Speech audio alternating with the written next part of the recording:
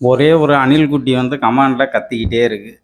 என்ன கத்துதுன்னு பார்த்தா, விஜய் வந்து தமிழன் இல்லன்ட்டு எப்படி சொல்றாரு? ஏன்னா முட்டா பயல தமிழ் வந்து வட்ட எழுத்து முறை அப்படின்ட்டு சொல்றாங்க. அப்படி இருக்கும்போது வட்ட எழுத்து முறையில வந்து ஸ்ரீஜா இதெல்லாம் வந்து இருக்காது. இது சமஸ்கிருதுவின் இலக்கு கிறித்துவங்கள் இதனில் ஏதுங்கிறாரு. இந்த அகத்தியர் பெருமானோட இதுலயே நம்ம பார்த்துட்டோம். சமஸ்கிருதுவின் இலக்கு கிறித்துவங்கள் இதனில் ஏது அப்படிங்கிறாரு. தமிழ்ல வந்து இந்த வட்டெழுத்து முறையில வந்து இது கிடையாதுங்கிறாரு. அப்புறம் இவன் எப்படி இந்த இனங்கிற நீனு?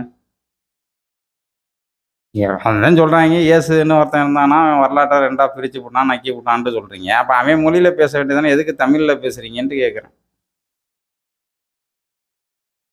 இயேசுன்னு ஒருத்தன் இருந்தான். அவன் 2ஆ வரலாற்ற 2ஆ உடைச்சுட்டானாம். அவர் தான் வரலாற்று நாயகனா?